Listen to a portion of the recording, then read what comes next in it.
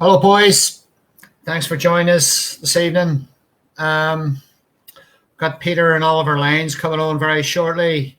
I just thought of coming on a little bit early to just have a chat with you about a couple of things um, that are pending and what we're going to do. We haven't really had any fantastic news really about snooker. It's looking very, very likely like the World Championships are going to be held behind closed doors in the next couple of months. It's looking that way, very, very definitely. I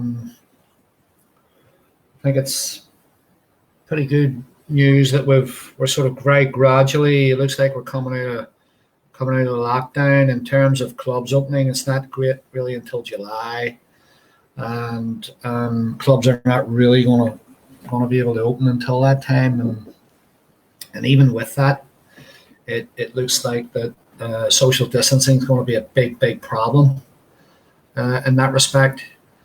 So I think that it's very doable. It's very possible, and working with the clubs, it's something we can sort out. The pro-ams, guys, I'm going to schedule pro-ams for the end of July. So we're gonna start at the new club in North London, Edmonton, Cousin Snooker Club.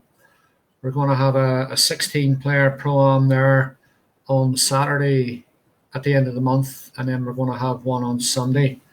I'm sort of provisionally looking ahead with a little bit of positivity. I think we all need that at the moment with what's going on. So I'm kind of thinking, I'm just looking in the diary actually, guy, you probably know I don't write things down. I sort of like to just give it to you how it is. But I think really, possibly 25th, 26th of July could be a return to where we're going with the pro-ams. So Saturday, 25th of July at the Cousin Snooker Club in Edmonton, in North London. And then obviously JP's on the Sunday, Jason Pagram's club on the Sunday at 26th. And I know some of you, some of you have got some entry fees in there. But what I'm thinking of doing is having maybe a couple of £500 prize pot competitions, just to sort of get us back into some kind of a rhythm. Because I suppose we're all heading for a recession. It's not going to be it's not just going to be a UK recession. It's going to be a global one, I think. And I think a lot of us, although quite a lot of us are on furlough, so a lot of you guys are self-employed as well. But in terms of snooker players, you're all self-employed. But for some of the regular players, I think we'll bring the prize pots down a little bit, and we'll have a back-to-back weekend there, just get ourselves back on track, and get you all on the tables again and play some good competitive snooker. So I know there's probably about 12 of you who have, maybe I can't remember, probably about 10 of you who have got entry fees in the pot, so you can play it over the two events. But we'll sort that out. There's a lot of good things happening as well, guys. There's the Cousins Snooker Club in North London is a very, very new club, and I went there just before the lockdown and checked out the club and checked out the tables. Just like very, very similar setup to JP's Lounge, Jason Pagram's clubs in Harlow, where you have 5 tables, a lot of space, nice bar area, very, very friendly. And I think we can get a really good thing going there. And so I want to get the regular players to come down there, but I also want to get some new players in as well. I know a lot of you lads live up in Leeds and Manchester and Birmingham and Sheffield, and you live each end of the coast. Wherever you are, there is going to be great opportunities for you to come down and play in a 16 player, very tough 16 player, best of seven pro-am, and over the weekend. And you can stay in Edmonton, you can stay in Harlow. There are very cheap hotels, and we're going to sort out some parking for you. I'm going to organise a little shuttle on the Saturday, so you can get to the club, and then we can talk about the whole weekend in general. So I'm looking forward to that, and I'm kind of hoping that we can all get out of this and get back on track by the end of July. The hospitality situation with clubs and pubs, what have you, you all know this. It's all sort of first week in July orientated. So I think, we can do nothing other than be a little bit positive about it all and get back on track. I know some of you have got tables at home and you can practice. Keep practicing, don't stop. A lot of the professionals are telling me that they're not practicing because there's nothing really to play for. But it's not a reason to stop playing. But I think we're all going to come out of this really, really good, because we're going to come out of this very, very positively, and probably with a whole new strength, and enthusiasm to get back involved. Just like all the public are really desperate to get back involved with their work and their sports and their lives. And I think the other thing I'll mention is testing. Testing is becoming a big thing, and in terms of sport, I think it's going to be a big thing for football. Professional footballers are probably going to get involved very much with COVID-19 tests and antibody tests very, very quickly. I mean, the antibody tests are going to be rolled out very, very shortly. They've been approved, which is a great thing, and the COVID test has been around. I'm sure all of us are a wee bit sort of apprehensive about the tests and what have you. I had a COVID test on Friday this week, not particularly because I had symptoms. I mean, we're all getting a wee bit paranoid about all this. It's just normal to get paranoid. Or, if you get a sore throat, or you get a cold, or you feel like shit, and you're not sure what's going on. Sometimes you think, have I got the virus, But I sort of had a little bit of a tickle in my throat, and I never really checked my temperature. But I'm a registered self-employed transport organization. I'm a registered transportation business. It's part of what I do, and so I was entitled to a test, and I had the test on Friday, and I actually got the result this morning, Sunday morning. The test came back negative, and I suppose for some of you it's probably a good thing. I mean, I don't think it's great. I mean, if the test had come back positive, I probably would have isolated for maybe a couple of weeks. But does it really make that much difference? Because if you're tested positive next week, somebody can give you the virus. So it could be down to an antibody test to see if you've had it. If you've had the virus maybe a few weeks ago. But getting back to snooker and other professional sports, it's very, very significant, because with, for example, the snooker, World Snooker, could perhaps look at this from a point of view. And their point of view could be that maybe if the players could be tested prior to playing their qualifiers or their first, their qualifying rounds, then the COVID test takes 2 days. It's pretty much, look, in 2 or 3 weeks' time, the COVID-19 test is going to be open to everybody, because in the UK, they're rolling out 100,000 plus tests a day. So for professional sports people, and that applies to everybody, that test will probably be available to snooker players. The antibody test could well be possibly available to snooker players also. So you've got a double hit there. You've got a test for the players to see if they have the virus, and a test to see if they've had the virus. And I think that will make a lot of the players feel very, very comfortable. For example, if they're coming to Sheffield to play in the World Championships. So that's sort of like just last week's news. And I think with football, it's going to be very significant to that extent. And I think with snooker, it's like a lot of other sports like tennis, golf. A lot of these sports are now available to play with social distancing. In terms of audiences watching the games and to that extent, it's not going to happen. It's just not going to happen. It can't happen because we're not at the stage where people can sit next to each other at the Crucible and watch snooker matches as they go, or football matches for that matter.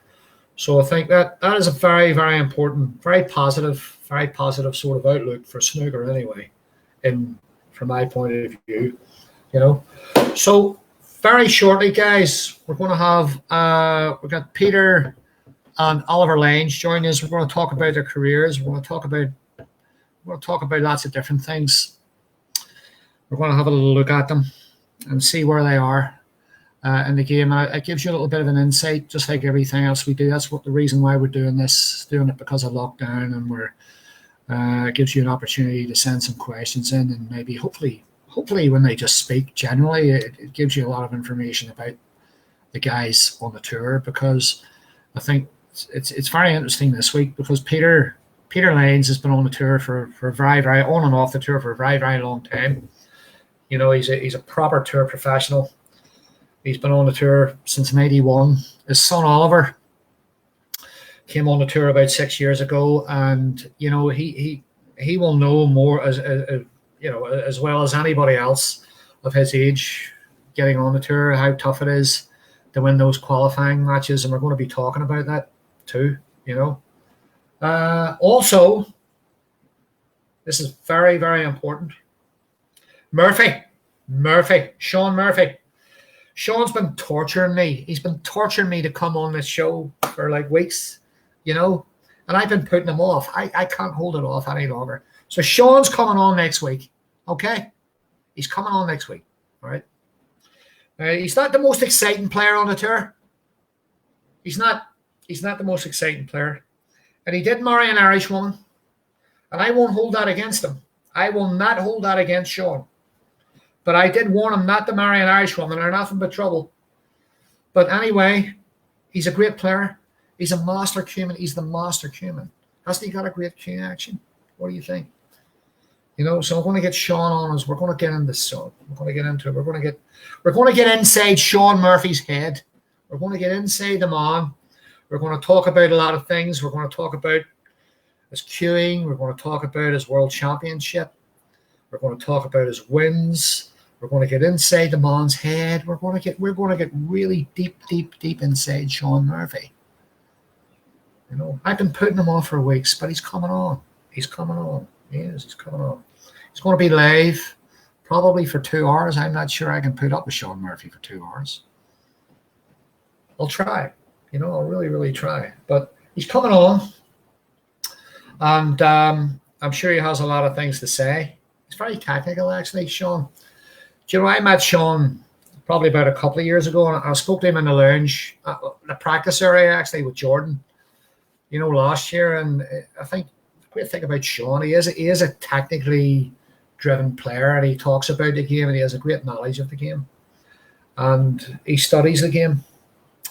And I think it's important to do that. A lot of players don't do that. I think that having that sort of perspective will be a very good insight for all of you.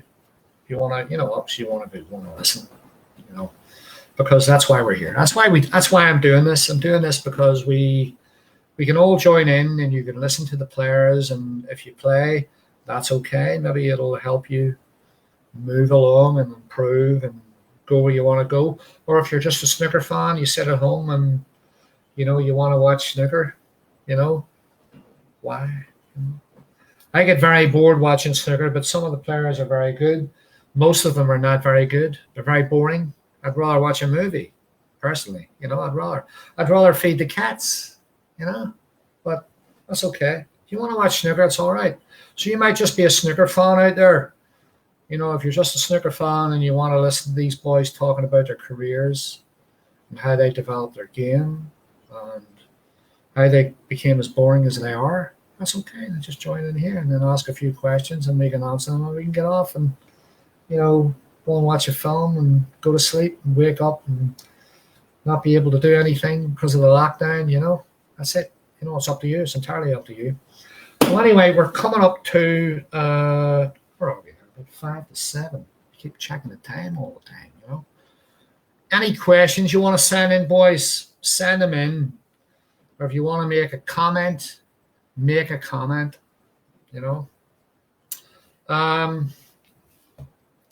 know I keep saying this, YouTube, okay? Most of you have got a YouTube account, okay? You got a YouTube account. Can you please go into YouTube? Just go into YouTube and type in Pro-Am Snooker TV. Just type in Pro-Am Snooker TV and subscribe. Subscribe to Pro-Am Snooker TV. That's me. That's me. I know I'm not interesting. I'm not very exciting or anything, but just hit the subscribe button. Do you know why? Do you know why that is? Because if you hit the subscribe button, then I get enough subscription to monetize the channel. And I get a little bit of money from Google. And then we can do a bit of advertising. We might get a sponsor. I might put more snooker money into the competitions. And then we can go to big places. There's lots of things we can do. So you need to subscribe to the channel. Is that asking too much? Is it asking too much? Anyway, guys, please just go into the YouTube channel. I know we're on Facebook Live, by the way. And the reason why we have continued on Facebook Live is because I can't get them on. I can't get some of the lads on YouTube. I can't get them on live. So, we have to, we can only do what we can do. So if there's any comments, you want to make any comments, send them in now. Go on, just say hello. Say hello to me. Say hello to me.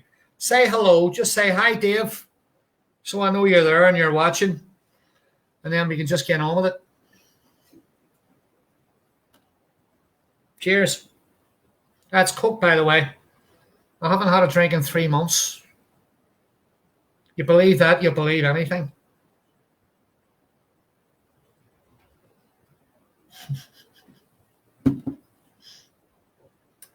Anyway, this is great. I always look forward to this every Sunday, guys. When we get the players on and we get into their careers a little bit and ask questions, and sometimes, it just comes out. Oh, the other thing is, lads, if you want to play in the competitions that hopefully will start getting rolling again in July, join the players group on the Facebook page, or just send me a message with your mobile phone number, and then I can register you as a player or have a conversation with you about it, and then we can sign you up and get you down. And that's the way to do it. The competitions are pretty tough. They're not as easy. I know some of you lads come in and want to get involved and join in and play and what have you. I think is the you come down, you think maybe you just want a little bit of experience, or you think you're going to win it, then that's okay. But the reality is, the reality is that they're very, very tough. They're very, very tough to win, and a lot of the players are, pretty much semi-professional. So there isn't. in my view, there isn't a great deal of difference in standard between the pro-am guys that play the competitions and quite a lot of the guys on the tour, on the bottom 64 of the tour. You know, and I know I keep saying that. I know I keep saying there's huge for me and from my perspective, my point of view, that there is huge divisions between standards and the players on the tour, and that still stays the same. There are massive differences between the players on the tour, and there are, there's massive differences between standards of players on the tour, and we're just bringing the boys in now, guys. Okay, we're just bringing them in. Okay, here he is. He's down, actually. Yes, Peter. Don't be coming on sideways. I'm going to have a lot of trouble just looking at you if you come on sideways. Okay. Okay, right. Yeah. Right, lads. Thanks very much for joining me. We got Peter Lanes. We got Oliver Lanes. We're on live. Okay, this is not pre-recorded. Okay, we're not. There's nobody's dull here. Everybody's very, very smart. You could have put a shirt on. I don't have a script. I don't need a script. These two need a script, because I'm good and they're just snooker players, So that's the way it is. Anyway, Peter. Hello. How are you doing? Can you hear me all right? I can hear you, yeah. You are? Okay. Honestly, I'll tell you what, look, Peter, I'm very impressed with you, I'll have to say. I'm going to go. Look, I promised myself, because Oliver did say to me to go easy on you. Right. Okay. All right. He did say to go a wee bit. You're a wee bit fragile at the minute. All right. That's got nothing to do with your age. Okay. Because I know you're 50. I know you're 50. And by the way, you look at. But it doesn't matter. It's okay.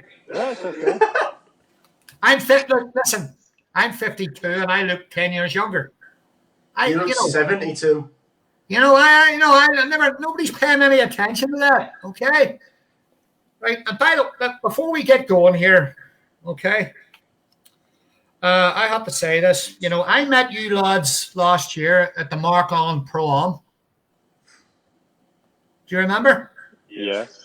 You were so drunk you probably don't remember. I don't remember. But, I met you two at the Pro-Am, and you were both a very, very bad influence on me, because being a very light drinker that I am and very sensible person all the time, you two led me astray. No, not me. And I had to, look, Peter, I had to endure you. I had to watch you dancing on. I mean, you were dancing. You embarrassed all of us by dancing. While all the girls were following Oliver to the bar. I don't know why.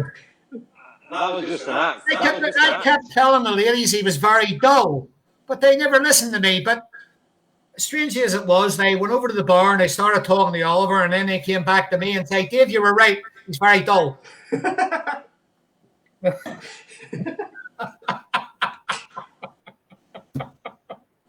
Anyway, it doesn't matter about that. Right, we're going to start, okay?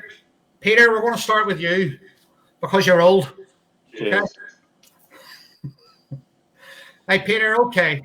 We joke and we laugh, but there's a lot of lads our age who are actually still got the talent, mate, and all right, I might just be a couple of years older than you.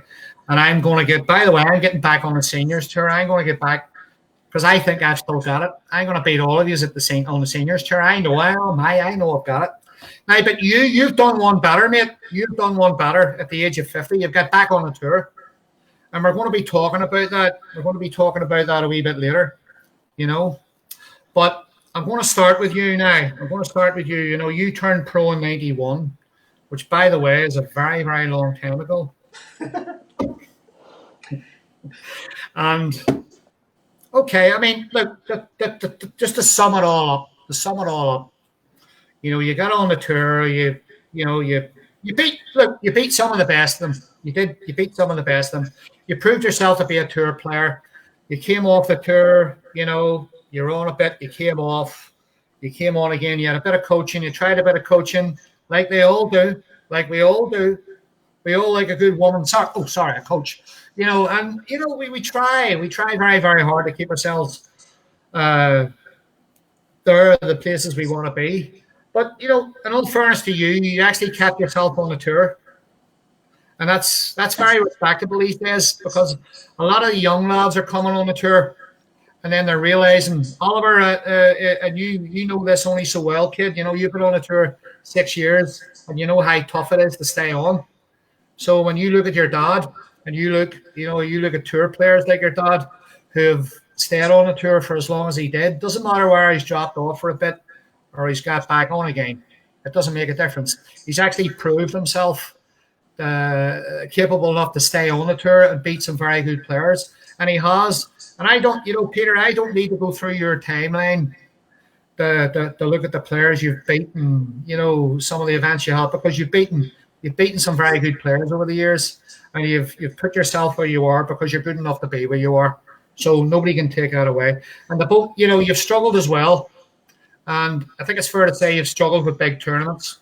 I think that's another thing that I spotted on your timeline too, you know. But I think another thing about you, Peter, and we're going to touch on this, we're going to talk about this in a wee second, is you've actually improved with age.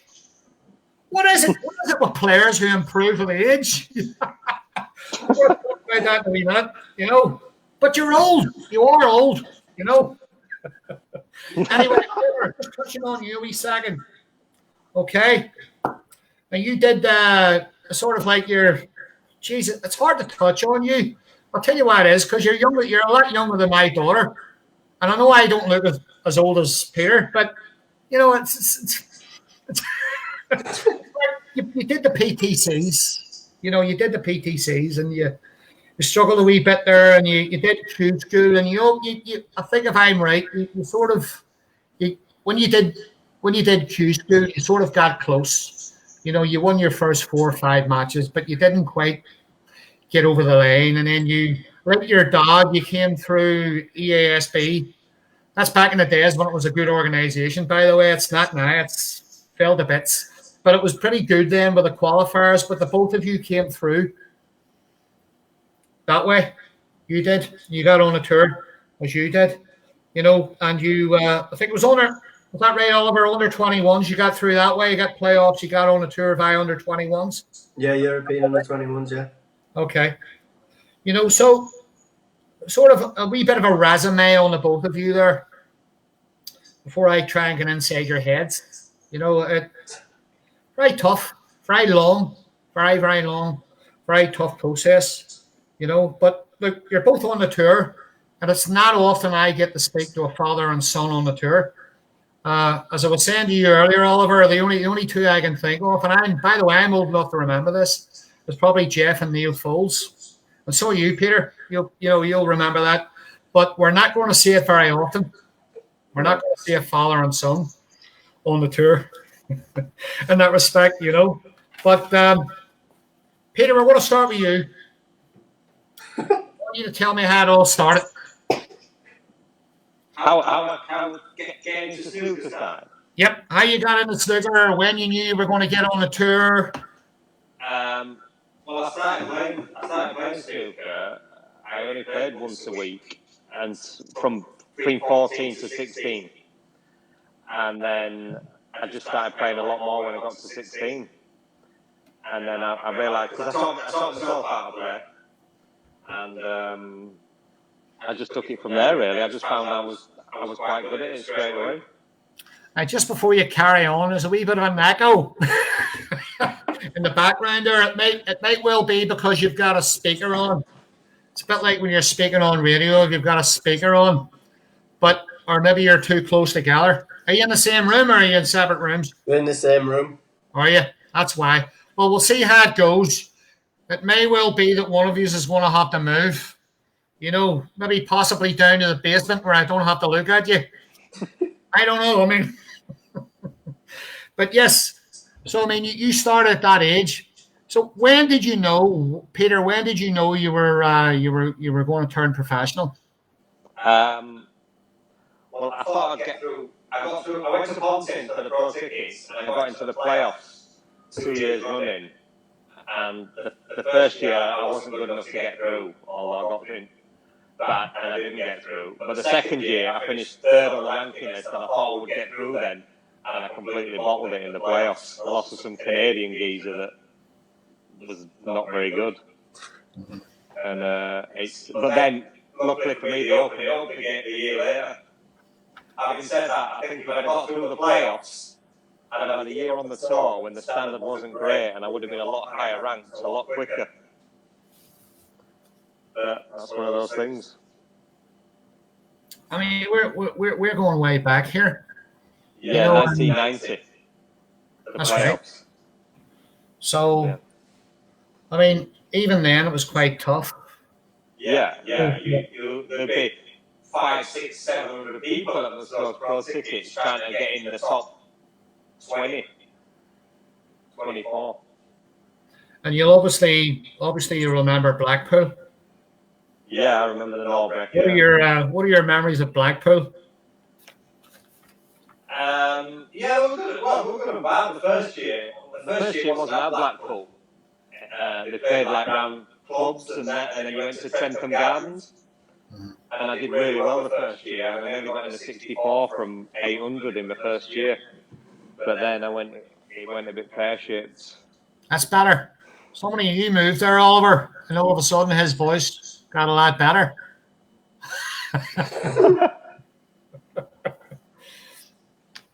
But I mean, Peter, thinking back, just having a wee bit of a reflection on your career, sort of looking back at your, when I speak to players of your generation, who have been on the tour for nearly 30 years, on and off the tour, whatever. You sort of like, I sort of break it down into decades. So if you look at your first 10 years and then maybe the middle part and the ending part, where do you see the transition? Where do you see the difficulties? I mean, how do you think you could have progressed, or how far you got? Do you think you could have done something maybe that you didn't do? Yes, I don't think any of it has been snooker related. I think it's all been myself. Like obviously everybody gets problems in their lives. If you're gonna have a career that's 30 years, it's gonna throw problems up during that time, isn't it? And and that's been my problem. I haven't dealt with outside problems well enough to progress at snooker. You think has there been a lot of distractions? Maybe it's taken you away from the game. Is it because of a career or? Yeah, just too many. Well, a handful that have been like really like detrimental. But listen, I'm not making excuses. It is what it is. It's down to each individual person to sort it out. But it hasn't. I don't know. That it is what it is, isn't it? So there's a lot of players like yourself who have spent a long time on the tour, maybe that haven't got as far as they would have liked to, and you sort of look back. Are there areas in your game? I think the best thing for you to do, try and go to another room. Yeah, I'm going to do, yeah. And then we won't get the echo from the audio. And I think, if you look at your career, I have nothing but the greatest respect for players who have managed to stay on the tour for a very long time, Peter, because things are not really going to change these days. I mean, these days we have 128 registered professionals. Back in the time when you came in, obviously you went to Blackpool, you'd win your qualifiers and what have you. You're a registered professional, and you wouldn't have been ranked, 40, 50, 60, 70. You wouldn't have been there, if you weren't good enough. And so I think in that respect, it's probably just as tough. I think you both probably agree with me that snooker players have got better. The players have got a lot better. The game's advanced. Players have got stronger in that sense. But it's still very, very tough to stay in a group or to stay on the tour. Yeah, it's harder to stay on the tour now than it's ever been. I think, because realistically, if you don't get in the 64, which if you've got 120 players that are good enough to be on the tour, only 64 can stay on each year. It's going to be tough, but that's how it should be. It's professional sport. It should be tough, and you've got to try and rise to that challenge. Every time you get your cue out, you've got to try and prove that you're better than everybody else, because that's how it is. And if you keep drawing Judd, Neil, Mark Allen, John Higgins, you've got to find some way to beat them players, because you've got to get yourself up there. And if you can get yourself up there, the rewards are enormous now. Barry's done an unbelievable job, and the rewards are enormous. So just looking back again, Peter, just looking back over your career, is there anything, areas where perhaps you think maybe you could have improved more, or mistakes you've made, or areas you could have, you could have done things differently? Yes. Snooker-wise, well, in my personal life, definitely, but snooker-wise, I wish I had teamed up with Steve Prest a lot earlier than I did. Because I only teamed up with him, but we were best friends for a long time. But he was coaching. He coached, Sean Murphy when he won the world title and stuff like that. And he'd always said to me, Peter, I really want to work with you. I think you could go on and win a tournament. And I was always like, yeah, like when I was younger, I thought I don't need anyone. I can do it on my own. And then it wasn't until my career I was sort of ready to stop playing. He said, let's give it one more go, and I'll work with you. And he said, well, get back on the tour, because I wasn't even on the tour at the time. And he said, we'll get back on the tour. And he said, I'll guarantee you'll get in the top 64 in the first year. So I thought, well, it's only 12 months. I'll give it. If it don't work out, then it don't work out. But I did. I got back in the 64. And then I was on the up for the first time in a long time when Steve passed away, unfortunately. So, and then again, it's just another thing that I didn't deal with very well. But listen, I don't want to sit here and make excuses, because it's up to everybody to deal with this stuff as the best they can, because it's going to happen. Stuff's going to happen. You've got to be able to try and separate one from the other, and then hopefully try and crack on in your career. But not everybody can do that. Very, very interesting point there, actually, Peter, when you talked about the coaching part of it, and that. I think you're reflecting there that was a turning point for you. He helped you, absolutely, in that respect. I'd never had any coaching. I taught myself how to play. I've never had a single lesson up until that point in 2005, and I've been playing since 1983. Yep. Well, a lot of players will say that, and a lot of players on the tour at the moment will say they're self-taught and they don't need coaches. How important do you think that a coach is for a young player these days? It's a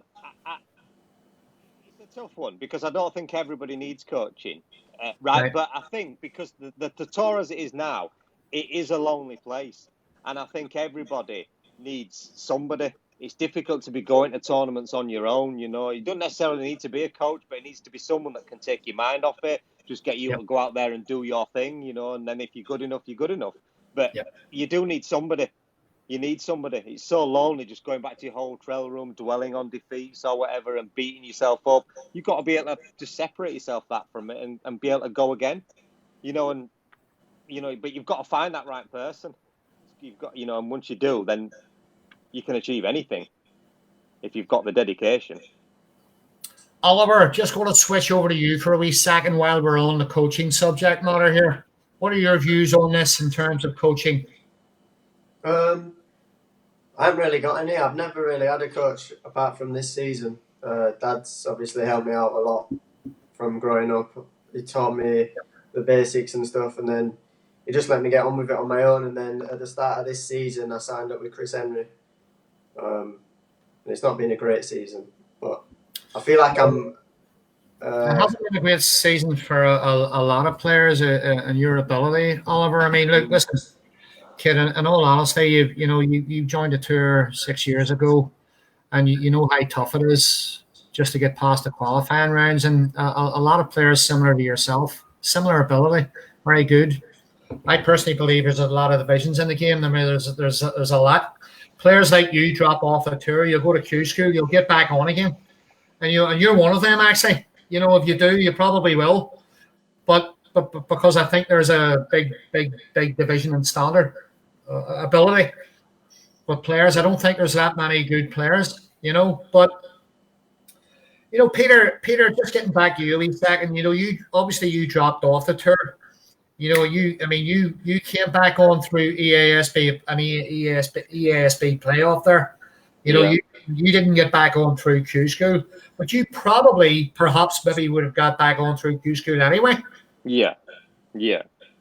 Well, yes, I probably would, but I would think, and this is only me, I would think if when me and Oliver's mum got divorced, if that hadn't happened, I would never have fallen off the tour. Right. I fell off the tour. In my eyes, and maybe I'm wrong, and people are obviously entitled to their opinion, but in my eyes, I was too good to fall off the tour, and I got back on because I shouldn't have fallen off in the first place. Not then, anyway. Certainly not then. Right. But again, that's life. Well, no, it's good you touched on that too, because snooker is one of those games where your personal life can have an enormous effect. Yeah, absolutely. And I'm not gonna. I don't like mentioning names on here, because I know a lot of the tour players like yourselves, and who have lost relatives, who have went through a divorce, who have they have illnesses, and they're on a day-to-day basis they're dealing with these things, and they're dealing with the pressure of going to a tournament. And snooker is one of those sports where you have to travel, and you have to get to a tournament, and you have to play well. And a lot's expected of you in a very, very short space of time. What's your take on that, Oliver? It's tough, isn't it? Every time you don't play well, you get beat. It's as simple as that. The game's too good now to play bad and win. So if you turn up and you're slightly below par, you get beat. It's that easy, really. So when you turn up, obviously, the both of you are very much in the same position now. Ironically, Peter on a tour for years. Oliver, you've been on a tour for a few years. You're both very similar. I think, Oliver, at the moment, I think you're sort of touch and go, staying on. Am I right there? I think it's more go than touch. Yeah, okay. Peter, you're sort of like right about 70 odd in the world, and I've got another year anyway, so. You've got another year to go because you obviously got back on. Yeah. So similar provisional ranking sort of positions there. Well, we're in both know what you have to do. We're in a similar position ranking wise, but we're not in a similar position because so for me, I'm playing because I love snooker. I absolutely love it. It's what I've always wanted to do. I love it. I'm on the board now, and I love everything about snooker. So I'm playing for that reason. Oliver's playing for completely different reasons, and it is tough. He hasn't quite found his feet yet, and I think obviously people had expectations because I was a pro and he's got on the tour and stuff like that, and it's not an easy thing to deal with, And also, I think because everybody knows that Oliver's good. Doesn't get nothing comes for free. Now it shouldn't come for free for anyone, but because everyone knows he's a good player, they know that they have to play to a level Oliver will win. So they which is what they should be doing, and he's got to find once he finds his natural game and he gets I think he'll crack on. I really do. Very, very tough. Yeah. Oliver, when obviously you came into the game. Both of you didn't come in through. Peter, I know you've been on the tour, but you didn't get back on through Q School. What are your views on Q School? Do you think it's you probably both agree that if you're good enough, you'll get on. If you're good enough to get on the tour, you'll get on the tour. And I think Oliver, you've proved yourself good enough to stay on the tour. You just need to get those wins. Like many players your age group, kid. You just need you have the ability. Because you've beaten some good players and you can do it, but there's that apprehension, and that pressure on you to win those matches. Do you think that if you came off and had to go through Q School again, do you think that you would struggle with that? Do you think that would put more pressure on you? It probably put pressure on because if I didn't get back on, then it's another year off the tour, but I don't think it'd add pressure because I think that I'm good enough to get straight back through, and I don't see 3 people in 3 separate tournaments, me not having a good run in one of them. Mm-hmm. And I think the more matches I win, the more confident I'll get and the better I'll play. Would you say you're a confidence-driven player? Yeah, I would say so, yeah. Right. Peter, would you have said that the same about yourself? I think everybody is. It's such a confidence game, it's snooker, and well, all sport, but especially snooker. It's just it's so upstairs that, you know, if you're not in the right frame of mind, you know what I mean. But when you win and you don't think about anything, you just get your cue out, you play, you expect to win. It's when you're not winning that all the doubt creeps in, isn't it? But it's a confidence game. Mm-hmm. And do you know the thing? I've asked players this before. When they do get their first win, it's, I suppose, especially for you, Oliver, if you win, you know, if you win your qualifier, your first round match, it is a great confidence booster, you know. And a lot of, you know, the format the way it is, you could get anybody, you could get Ronnie or Neil, you know. There's we'll touch on that a wee bit later. That is one of the questions I asked all the players. In fact, what the hell, I might as well ask you it now, because I'll probably forget about it in about 20 minutes. But the 128 draw, you know, Oliver, you may get Ronnie. You know, Peter, you may get Neil Robertson. You know, and the other Hodges may get nobody or somebody very, very equivalent. What do you think of all that? What's your views on that, Peter? I think the game needs a mix of how the draws are done, in my opinion. You know, I like the open draw for certain competitions, but I also think that some of the bigger competitions should be a seeded draw like the World Championship is. I think you'd see a lot less players winning no matches than, you know, getting on a run of losing matches, because then even when you get, I wouldn't say easy matches because there ain't any, but when you get slightly easier matches and you think, oh, well, I've got a chance of winning this, there's so much pressure on because you've been losing that you still don't perform correctly. And realistically, that's what you're looking to do. You're looking to try and perform correctly. If there was a mixture of the two, then I think that would work better for everybody. Mm-hmm. Oliver? I kind of agree. This season I must have played 15 top 16 players in the first round. And it's tough if you're not winning and you just keep getting beat. Obviously, it saps your confidence. And then when you play someone ranked near to yourself, it puts added pressure on because you have to win that game because you haven't won a game for a while because you've been playing Ronnie and people like that. So, yeah, I kind of agree with that. And then just extending from that, guys, you know, what about the players? Oliver, we'll start with you on this one.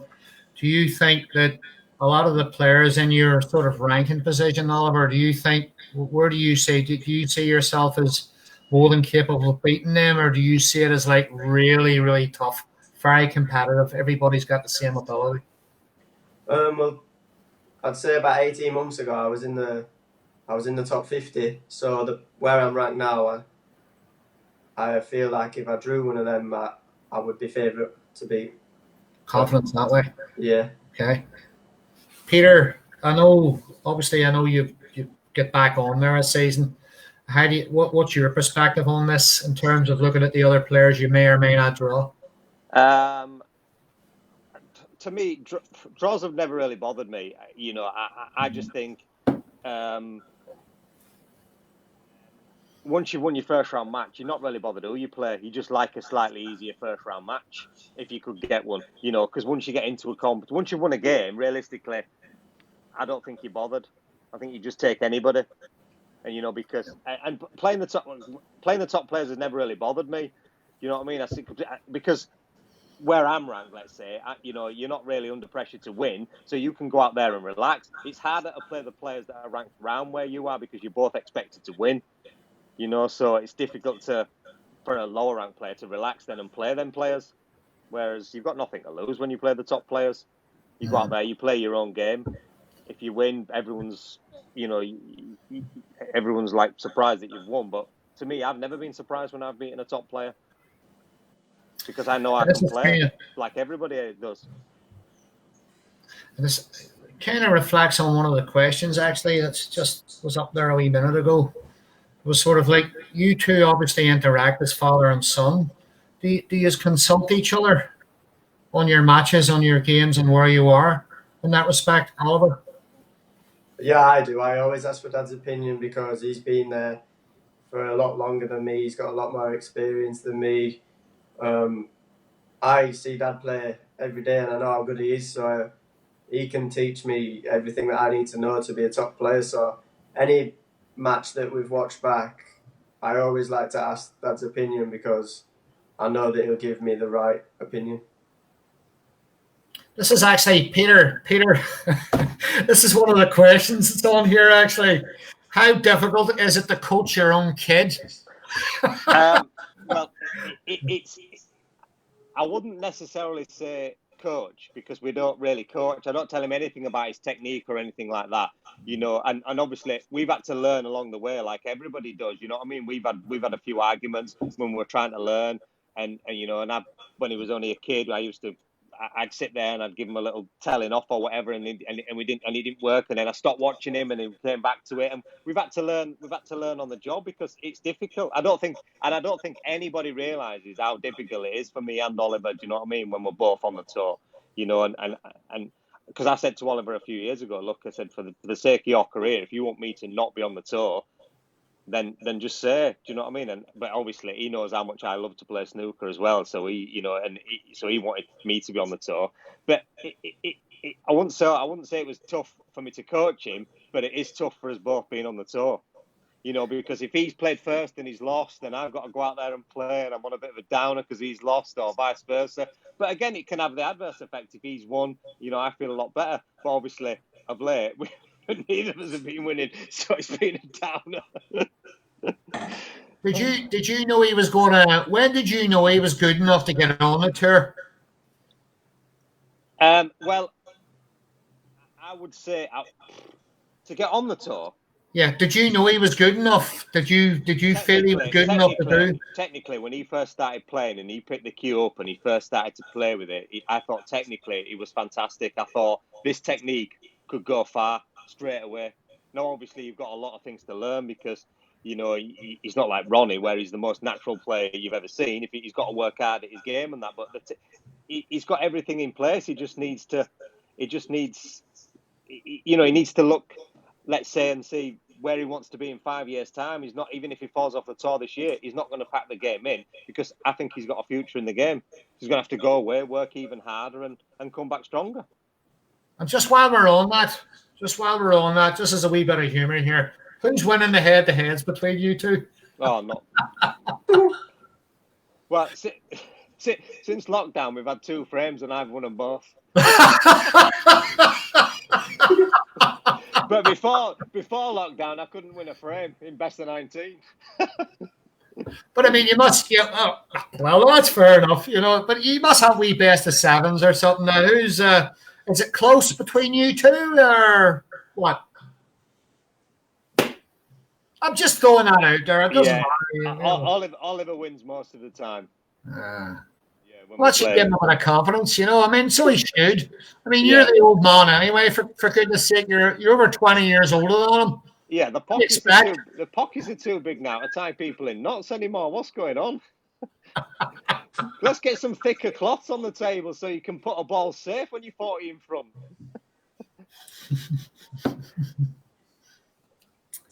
So we'll go back to you, Peter, for a wee second. So, look, you've had a long career, right? And you've had a bit of time now. You've got back on. And it was. I tell you what, actually, I want to give you a wee bit of a compliment here. But it was very refreshing to see you do well on the seniors there while you had the little break, and obviously you got back on the tour again. But where do you see yourself at the minute? Just reflecting on your career, where do you see yourself right now in the game?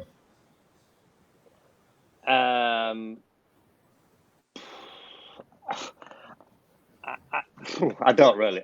It's a tough one to say. I would probably say I would probably be ranked. I think if I was playing like I play in the club, I could definitely be back in the 64. But obviously, I'm not playing like that in my matches. So where I'm ranked is where I'm ranked. There's no hiding places. I've played 18 tournaments and I'm ranked where I'm ranked. So I presume there, because it's the match table that counts, doesn't it? Absolutely. But Peter, you've got my support. I want to see old men coming back. I want to see old men coming back. I mean, I may even try and get back in again. We can beat these little squirts. We can beat them. They don't know anything. Correct. Yeah, but it's not those. It's the 40-odd-year-olds that are at the top of the game that were struggling to beat. Right, Oliver, I'm just going to switch over to you for a second. I try not to hit you with too many difficult questions, in case you want to thump me or something. But I know. Look, you've been on the tour 6 years. Okay, you're a young guy. Okay, at least compared to him, anyway. You're a young guy. You're on the tour. You know how tough it is. Where are you at the moment, and where do you think you're going? I'm in Leeds, and we're not allowed to leave the house, so I'll probably just stay here. Now, that's very cheeky. I know you're in effing Leeds. Where are you? Where are you going to go? Where are you? Where's your head? Where is your head at the moment with snooker? Well, spit it out. I feel better in my own head than I have for a long time. Just need some tournaments, really.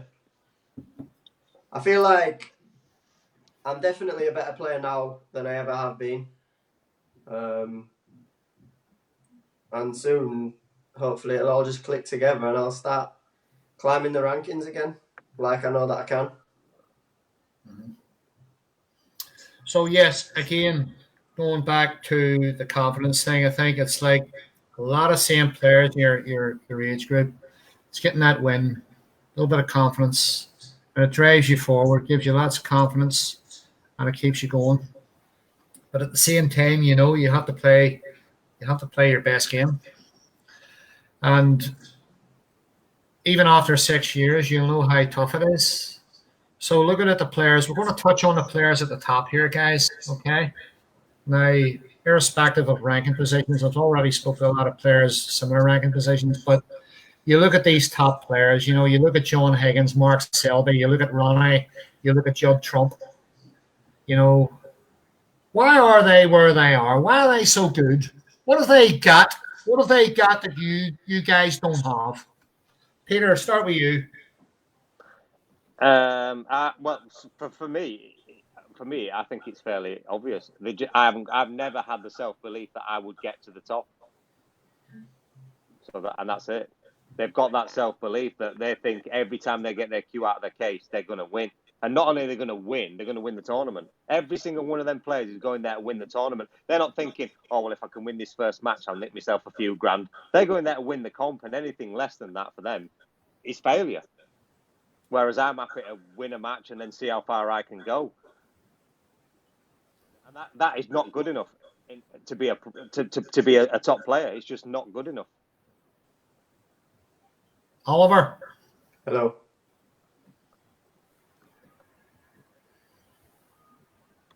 What have these guys got?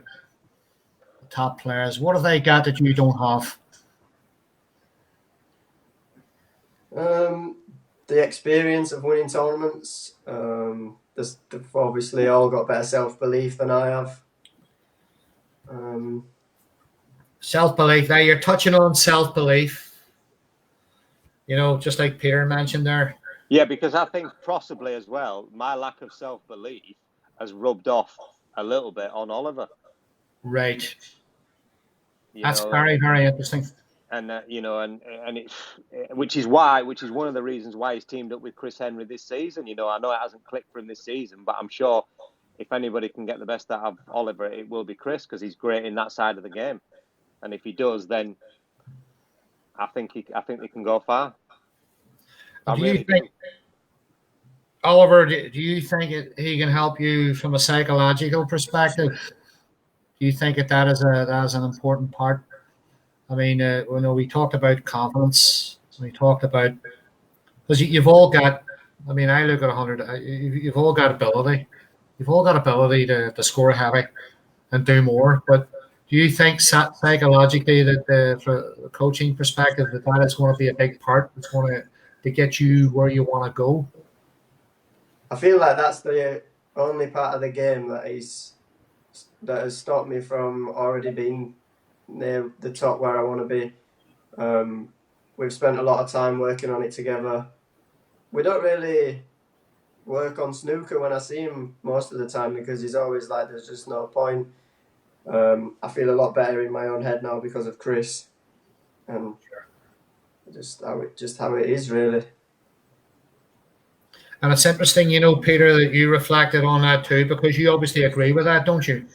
100%, yeah, 100%. I see Oliver playing in the club. I see him playing all day long. He's having 5, 6, 7, 8 centuries a day. In practice, he's setting his long pots up. He's getting 95% of his long pots. He's making every routine he's setting up. He's clearing. He's going into a match. And he's only had maybe, I think it's 17 centuries so far. You know what I mean? He's nowhere near reflective of how good he is as a player. And as soon as he finds that, as soon as that clicks, I think I think everyone will start to see the real Oliver. I really do. And I'm not just saying that because I'm his dad, because I see it all. I see it in the club all day long. So it's very much psychological, guys. This is one of those sports, isn't it? Where the mind. That's what I'm saying. See in here. See what's going on in here from the point that you arrive at the venue to the point of getting on the table to who your opponent is. And Peter, I agree with what you said because many tour players of your generation are saying the same thing. It doesn't matter who you play. It doesn't make a difference because you've got to beat them. Yeah. Because it doesn't make a difference. If you go to the event and you've got the mindset and you're driven and you're inspired and you have a bit of confidence, then that is a big, massive, massive, massive thing. Yeah, of course it is. Of course it is. And, listen, I got to the semi-finals of the Paul Hunter last year. Do you know what I mean? From nowhere. Do you know what I mean? And I turned up, at the beginning of the event, and I beat some good players: Mark Davis, Kurt Mafflin, Jack Krasowski, and ended up losing 4-3 on the black. I came within a whisker of winning a comp from nowhere. It can happen. It can turn around like that. If you just get out there and play your natural game, you can do it. Obviously they can do it. Them top players can do it consistently over and over and over again. But you've got to start somewhere. But do you think, lads? I mean, I want to touch on you with this one, Oliver. Do you think you see when you get to the venue and there's pressure on you and you need to perform. You've got all these demons. You've got these demons. You've got these things to deal with. You've got all these little problems inside yourself. Lack of confidence, maybe. You need that win. You need to start winning. So very, very, very, very tough. How do you? I mean, look, a lot of this. All right, from a coaching perspective is one thing, but a lot of it you have to deal with yourself. So how do you prepare yourself? I mean, Oliver. I mean, what ways do you prepare yourself psychologically when you get in there and you have to win? Well, recently, I've started actually preparing, whereas before, I never used to prepare. I just used to turn up and I just used to play, and if I win, I win, and if I lose, then I lose, and I'll just play again in the next tournament.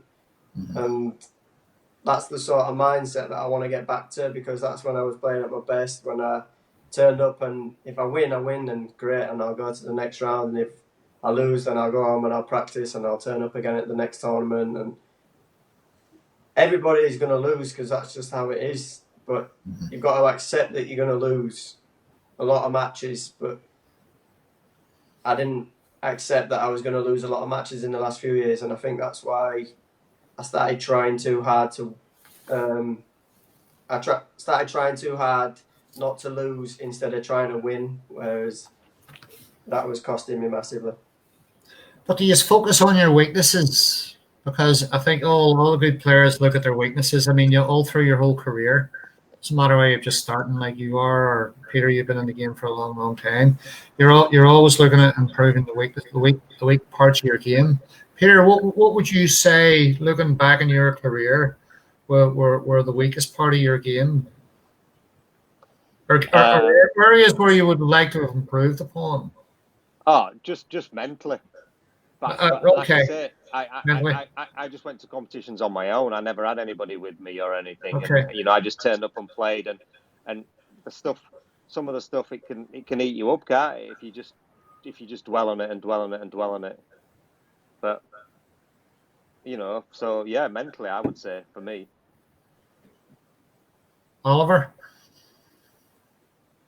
I'd probably say the same, because anybody who's seen me play in practice, like Dad has every day, knows that my game is in pretty good shape. If I can just believe that it's in good shape myself, then you'll see a different player. Well, I think this is what we've got from this interview so far, and one of the reasons why I do these interviews, lads. It's just to give the other players outside a little bit of an insight into the players and how they're thinking. And I think the areas where you both touched on here for the last half hour, it's going very quickly, this, by the way, which I like it when it goes quickly, because it means we're actually getting some good information out there. Because a lot of the young players are watching this and they're thinking, you know what, I can actually relate to this. I can relate to this confidence thing. I mean, a lot of the young guys have come down and playing my pro-ams. Older guys too, by the way, Peter. It's a very mixed bag, and I watch them and, they come in and they're pumping in 60 and 70 breaks every time they get in, and then there's days that don't even turn up. They can't string a 20. They're missing everything, and so it's a balance of everything. It's a balance of being prepared, and it's a balance of being in the mood. And I think if you're winning and you're on form, then you're okay. But this is a question for you, actually. This is a question for you. Is snooker one of those games where you have to be on form? No. All you have to do is be better than the player you're playing on the day. Yeah. That's all. It's not a question of form, but you've got to have the belief that when push comes to shove, you're going to pop those balls. You're going to go out there to try and win, as opposed to fall over the line and hope you don't blow it at the death. You've got to be able to go out there and say, right, I'm going to have this. It's exactly like that. This is where snooker, compare. What's your take on that, Oliver, if you have one? I agree with what Dad just said. It's pretty good point. I think it is a very different sport. Like footballers are paid a lot of money. To go on the pitch and perform. If they don't perform, they're going to be taken aside. Snooker players are very isolated to a point where you have to win, and this is another wee question, sort of getting back to where we were a bit earlier. The 128 draw format, you're thrown at the deep end. I mean, for example, say you got Ronnie, Peter, say you got John Higgins.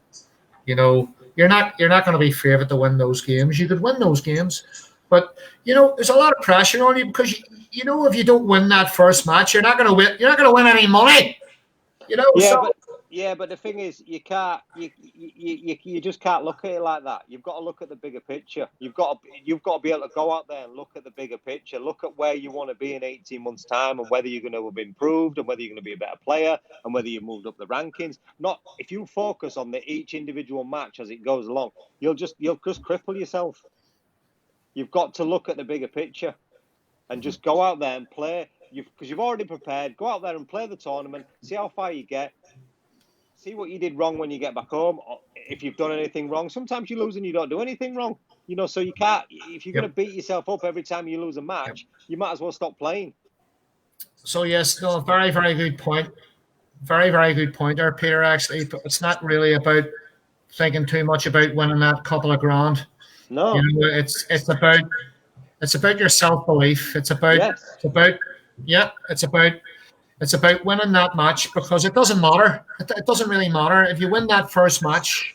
Then it puts you in a good stead to play your next match. Yeah, because most people that play snooker as well, they're not out there thinking about the money, thinking, "Oh, I've got to pop these balls to win this $2,000 or whatever." They're just so desperate to win. That's what they're trying to do. They're just trying to win the match in hand, whether it be for 10 quid or 10 grand. They're just trying to win the match. So you've got to go out there and just do whatever you get. Just go out there and relax and play. And that's what you've got to try and do, which is easier said than done. Which is why the top players are the top players, because they do that. They do that day in, day out. When you look at them, I mean, you see these guys. I mean, we touch on the very difficult players. The very tough technical players, the players who are doing the hardest to beat. And we have to mention. Obviously, we have to mention Ronnie and Selby and Higgins and Robertson and Sean Murphy and the players who even their B games, their B and C games are very difficult to beat because for some reason they seem to compose themselves very well. Is that why they're as good as they are? Because they have a good psychological composure. They have a lot of the things that a lot of young players, a lot of new players are trying to get. Yeah. I presume so, yeah. They're very successful, I mean, look. But again, you look at all them players you've just mentioned, apart from let's say the Rocket, they all took time to establish themselves. It takes time. It's not something you just go boom and you're thrown into it and you fly right to the top of the rankings.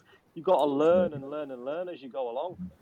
And then once you get there, you've got to keep working hard. We've seen top players out there, that have taken their foot off the gas, and sooner or later, hold on a minute, they're not in the top 16 anymore. What's going on? They're too good not to be. And then they start working again. They get back up there. You've got to keep yourself dedicated, keep your belief, and keep enjoying it.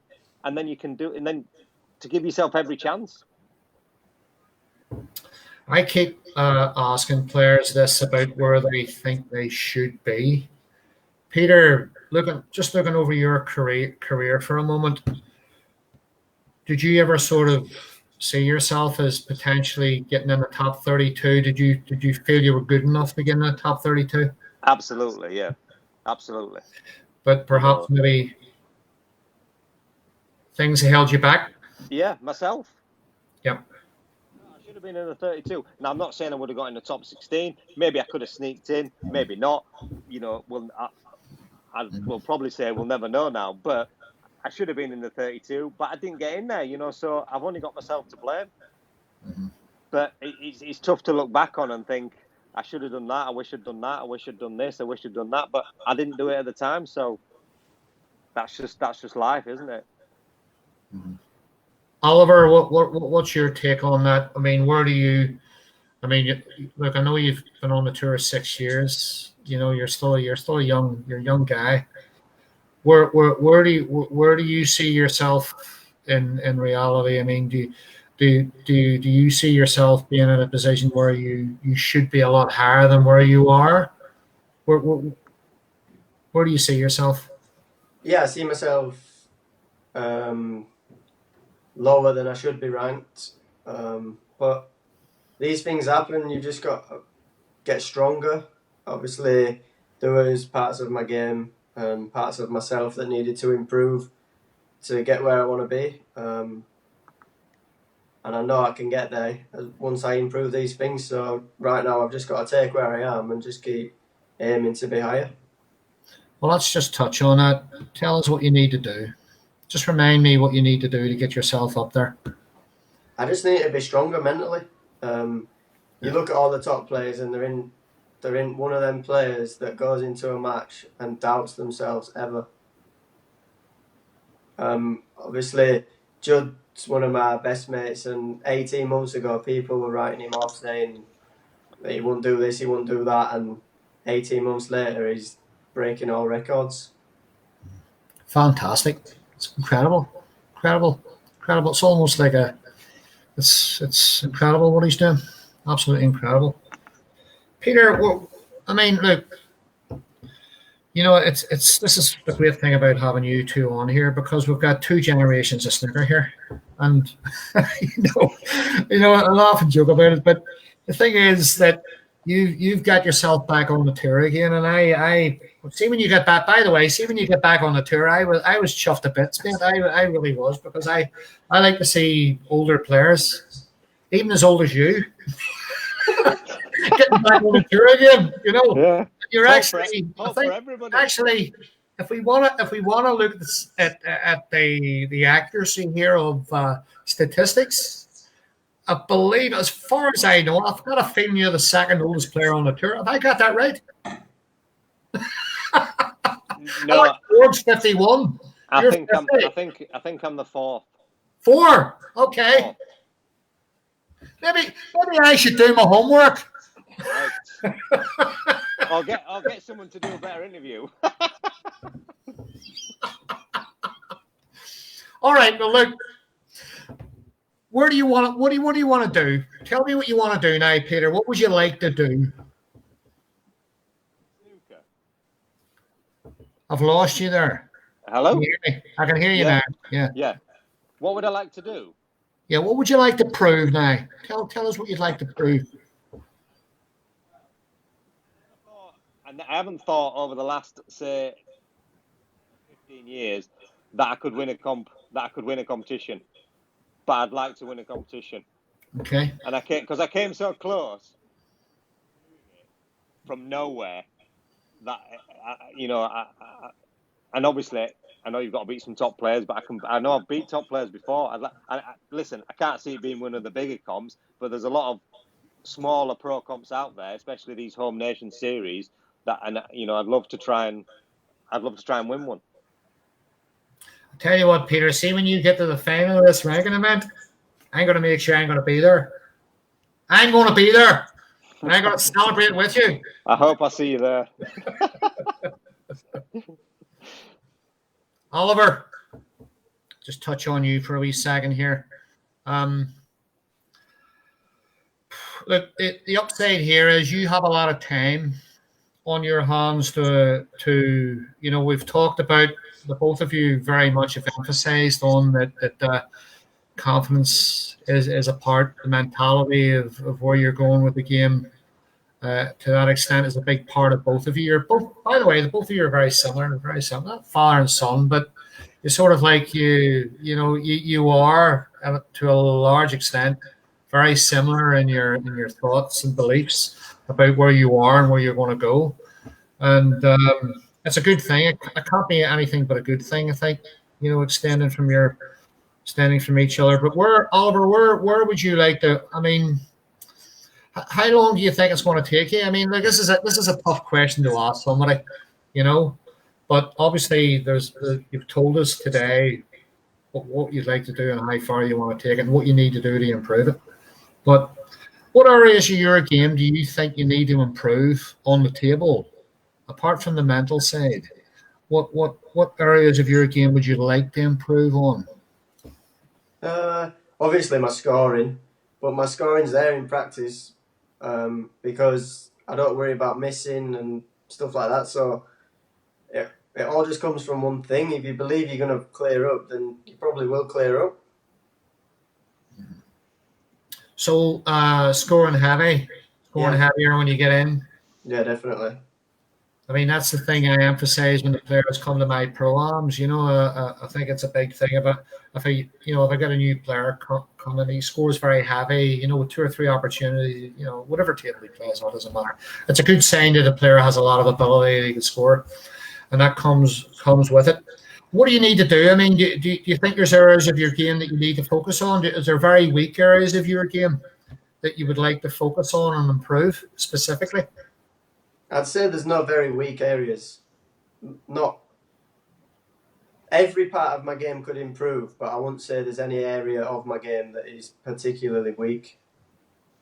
And what would you say the strongest part of your game is on the table? My long putting. I'd say my long putting is pretty good. Peter, I mean, this is a reflection of all of your career. What areas do you think is your strongest? I think I'm the best rest player on the tour. So am I. I'm the best rest player in the world. You're not on the tour. but is that a good claim to fame, being the best rest player? It just means that the cue ball's so bad I'm always using the rest. No, well, I'll tell you what. We having a joke and a laugh about this over the years about players using the rest. Whether they want to stretch or whether they want to use the rest. I think the only reason you're going to stretch is because you're lazy. Or you're going to play with the rest. I mean, why would you miss with the rest? Of course, you use the bloody rest. Yeah. It's a no-brainer. For Christ's sake, I'm a very, very good rest player because I'm very well known for moving on the shot. That's not the only reason why. But that's that. Right. So anyway, lads, we're going to touch on where we are at the minute. I'm going to look. I'm getting a wee, as usual. I apologise to everybody. We tend to run over on this because players on here slagging me off a wee bit here, Peter. People are slagging me off because they think I'm talking too much. I'm just trying to ask the right questions. That's all I'm trying to do. Peter Waring, football league, snooker should be different. I'm always looking for good questions here, lads, because you get, you never know what you're going to get. Ask me any of them, I'll answer them. But while I'm looking through the questions, a lot of women have accused me in the past of being not very good at multitasking. I'm very good at a lot of things, because women have been the biggest precursor of every trouble that I've had in my life, And as a matter of fact, I'm not going to get too much into this, but women can complicate great snooker players.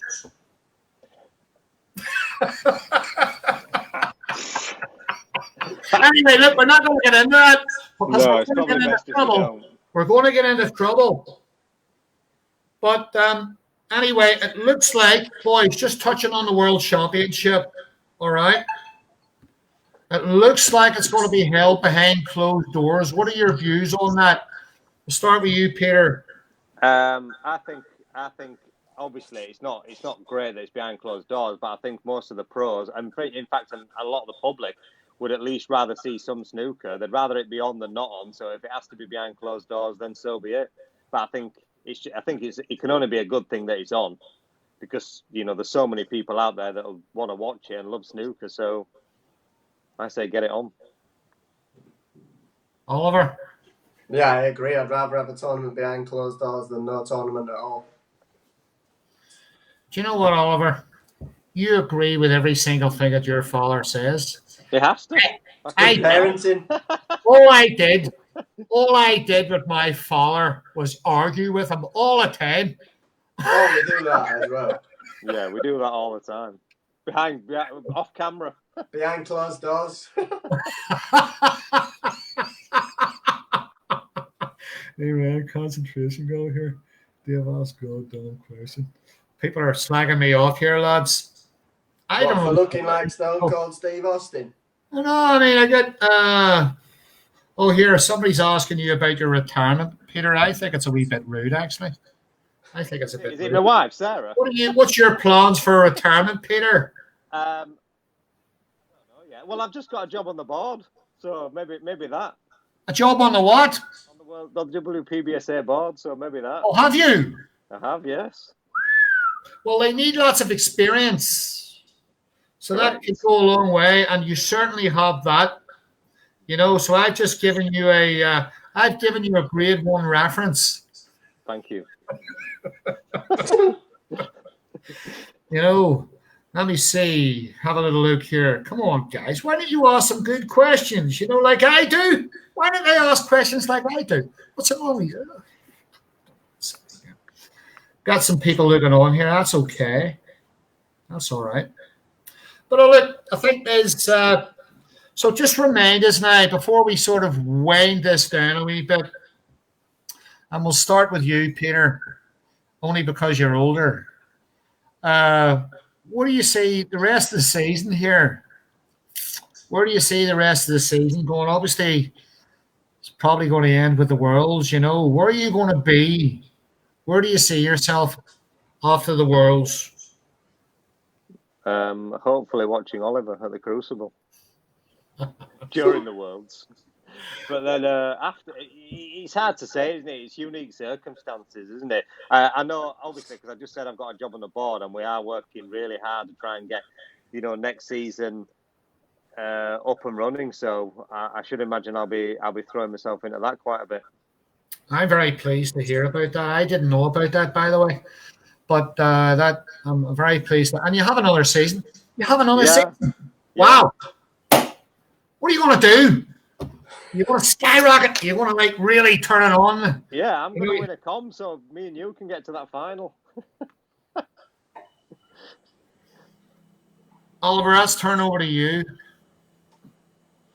All right, really does look like World Championships behind closed doors. You're obviously going to very much. Are you looking forward to that, even if it comes to that? And what are your views on that? I just want to get back playing. I've missed it. Yeah. It's been so boring not playing that I've actually missed the game. I'll take a tournament anywhere right now. You can come down playing one of my pro-ams. I'll organise one for the weekend. That's fine. No, they're all tough, Right, lads, I'll tell you what we're going to do. Actually, we're going to wrap this up because we've been on for a long time. I've had the guys have been very good. Some nice views there. As usual, I ask all the questions because I usually get all the answers. But look, we've had a little bit of an insight into both of you, and I think from here on in, what we have. By the way, this gets uploaded on YouTube, so it stays on there for life. It doesn't go anywhere. But I think what we've got today is we've got a good insight. Peter, we've got a good insight to your background. And it's great to have a father and son on here. Not going to have it very, very often. And you just bounced off each other a wee bit there, in an extent. And you practice together and you have the views that you have. And I'm sure, Peter, you've inspired Oliver. Oliver, you've taken a lot off your dad. And you both know how tough it is on the tour because you're pretty much on a balance of things. You pretty much are. Oliver, you're pretty much where your dad was, for a lot of his tour time. Maybe, in terms, you might look at the numbers maybe back in the day when your dad was on the tour, when he was your age or a little bit older, when there maybe wasn't so many good players on there, when there wasn't so much maybe perhaps money in the game. These days, there's a lot of tournaments and there's a lot of money can be won very quickly if you can get past, obviously win your first match, as tough it is with 128, But look, it's an absolute pleasure to speak to both of you lads. And I will look forward to seeing the both of you soon. And I'll have a wee catch up using hopefully the Players Lounge. And then we'll, Oliver, I wish you all the best, mate. Thank you. On the tour. Thank you. You're a young guy and I'm watching. And I hope that you start getting the results you want. And you've got a great coach. That man beside you there is, been a tour professional for years, and you can't think of a better coach than your father. Who's been on the tour as long as he has. And Peter, thanks very much. We've got a little bit inside where you were on the tour. You've given us a lot of background. And it was an absolute pleasure to speak to the both of you, lads. No problem. Thank you. Again, I'll tell you what we'll do. We'll do this again very soon, maybe. When Peter has won his first ranking event. Yeah. Oliver, you're in the obviously digging well into the top 64. Up the top there, skyrocketing to the top. And I'm going to be watching out for you lads, and I'm sure we'll have a few laughs in the days to come. All right. Yeah. Thank you very much for joining us. Cheers. Thank you. Take it easy. Take Peter, care. be good. There you go, guys. That's Peter and Oliver Lanes. I'm sorry I didn't look to my right there, but no, two great lads, and I hope you got something from that, and I hope you can maybe look back on this and maybe think, they had a few interesting points of view, and I think if I look at this interview, I think what I've got from Peter and Oliver is that, obviously father and son from that point of view, but they, They both have a very, very similar perspective on where they are, where they're going, where they've been. Very, very similar. Very interesting that, I wasn't anything like my father at all. I probably behaved a wee bit like him, which was never a good thing, when it came to tournaments and stuff like that and socializing. But I think it's great to see a father and son on the tour, and they can help each other. And I would love to see, obviously, Peter and Oliver do very well and keep themselves on there and win some matches. Right, so next week we got Murphy. As I said earlier, Murphy's been dying to get on a show. He's been torturing me for weeks to come on. And I can't put him off any longer. Guys, I'm going to have to let him come on. Okay? So we're going to test the connection through the week. We're going to test the internet connection just to make sure he knows how to work this thing. We're going to get him on, and we're going to have a great insight. We're going to get inside of the head of Sean Murphy. We're going to talk about his snooker. We're going to talk about where he is and where he's going. Is he going to win another world championship? Is he good enough? Has he lost it? Is he mixing too much with the Irish? I don't know. You got to send some questions in. So send me some questions in for Sean Murphy, and we'll get to the bottom of everything next week. Okay? Okay. It's not too much to ask, is it? Thanks for joining us, and we'll see you all next week. Keep safe. Keep distancing. Keep out of trouble.